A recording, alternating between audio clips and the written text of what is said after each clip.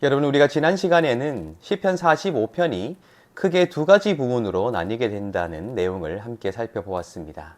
1절부터 9절까지의 내용에는 왕이 어떻게 존귀한 존재로 세워진 자인가 하는 것을 나타내고 있으며 왕을 칭송하는 언어들로 채워져 있다는 것을 우리가 생각해 보았지요. 그렇기에 우리도 왕과 같이 존귀한 존재로 하나님의 형상대로 창조된 자로 살아가기 위하여 우리 입술의 은혜를 머금어야 하고 우리가 바른 것을 추구할 수 있어야 한다는 것을 함께 나누어 보았습니다. 나머지 부분 시편 45편의 10절 이하의 말씀에는 이제 왕비에 관한 언어들이 기록되어 있는데요. 그렇게 존귀한 왕이기에 그 왕 옆에 함께 서게 될, 그 왕에게 드려진 바 될 그 여인이 어떻게 존귀한 자로 또한 함께 세워지게 될 것인가 하는 것을 나타내고 있는 것이 10절 이하의 말씀일 것입니다. 우리가 왕에 관한 칭송의 내용들을 살펴볼 때도 그러했듯이 왕비에 관한 내용을 살펴볼 때도 과연 이것이 나에게 적용될 때 나는 어떠한 의미를 찾아낼 수 있을 것인가?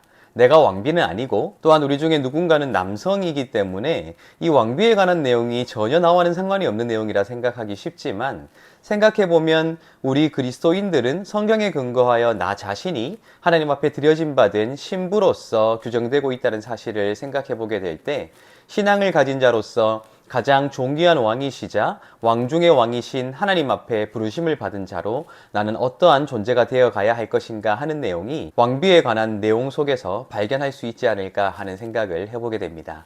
제가 시편 45편 10절 이하의 말씀을 읽어드릴 테니까요, 한번 잘 읽어보시기 바랍니다. 딸이여 듣고 보고 귀를 기울일지어다. 내 백성과 내 아버지의 집을 잊어버릴지어다. 그리하면 왕이 내 아름다움을 사모하실지라. 그는 내 주인이시니 너는 그를 경배할지어다. 두로에 따른 예물을 드리고 백성 중 부한 자도 내 얼굴 보기를 원하리로다. 왕에 따른 궁중에서 모든 영화를 누리니 그의 옷은 금으로 수놓았도다. 수놓은 옷을 입은 그는 왕께로 인도함을 받으며 시종하는 친구 처녀들도 왕께로 이끌려 갈 것이라.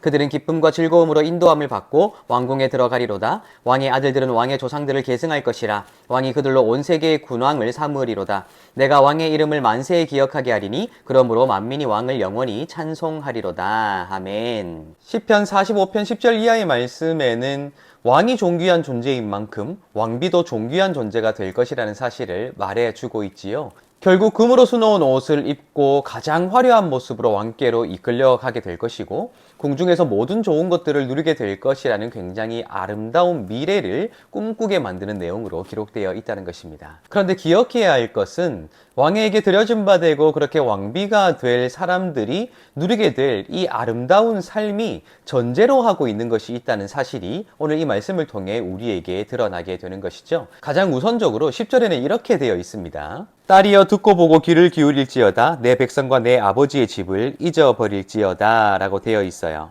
왕비가 될 사람이 잊어버려야 하는 것이 있다는 것이죠. 이제 앞으로는 자신에게 가장 아름답고 존귀한 삶이 약속되어 있을 텐데, 그가 그러한 삶을 살아가기 위해서는 과거의 자신을 규정해왔던 자신의 백성들과 자신의 아버지의 집을 잊어버려야 한다. 완전히 과거의 것으로 돌려버리고 거기에 집착하지 아니하고 이제 자신에게 주어질 삶을 충실히 살아가야 한다는 것을 말하고 있다는 것입니다. 또한 11절과 12절에는 이렇게 되어 있습니다. 그리하면 왕이 내 아름다움을 사모하실지라. 그는 내 주인이시니 너는 그를 경배할지어다. 두로에 따른 예물을 드리고 백성 중 부한 자도 내 얼굴 보기를 원하리로다 라고 되어 있어요. 결국 과거의 삶을 완전히 잊어버리고 이제 자신에게 주어질 왕비로서의 삶에 충실하게 될 때에 부한 자들도 그녀의 얼굴을 보기 위해 굉장한 노력을 기울일 수밖에 없을 만큼 존귀한 존재로 세워지게 될 것이다. 무엇보다 왕으로부터 사랑을 받게 될 것이라고 말하고 있다는 것입니다.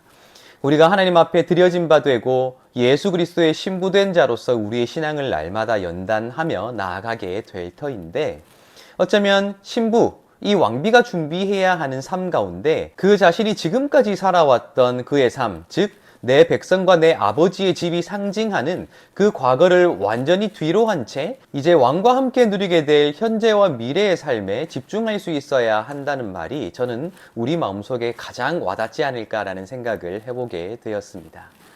어쩌면 많은 그리스도인들이 스스로 믿음이 있다, 스스로 하나님의 백성이라 자부하며 살아가고 있지만, 그들이 하나님의 백성으로서 그 하나님 곁에 서서 존귀한 삶을 살아가지 못하는 이유가 무엇인가요?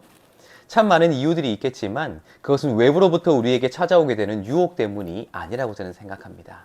어쩌면 그 스스로 하나님의 백성이다, 하나님의 자녀가 되었다, 그렇게 하나님께서 나를 가장 존귀한 존재로 창조하셨다고 고백하면서도 여전히 세상에 한 발을 걸치고 다른 한 발은 하나님께로 걸쳐놓고 내가 필요한 대로 이리저리 선택하며 살아가기 때문이 아닌가라는 생각을 해보게 되었어요.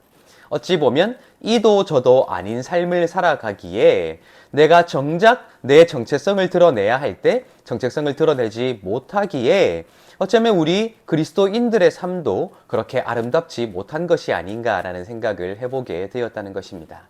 이도 저도 아닌 삶이 아니라 내가 이제 하나님의 백성으로 살아가기 위해 내가 잊어버려야 하는 것이 무엇인가? 내가 포기해야 하는 것이 무엇인가?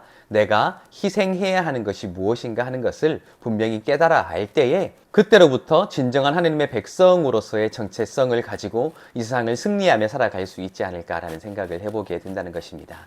날마다 그렇게 온전히 하나님을 경외함으로 하나님께서 우리에게 허락하신 거룩한 삶을 선택함으로 가장 존귀한 자로 세상 가운데 우뚝 세워지게 되시기를 예수님의 이름으로 축복합니다.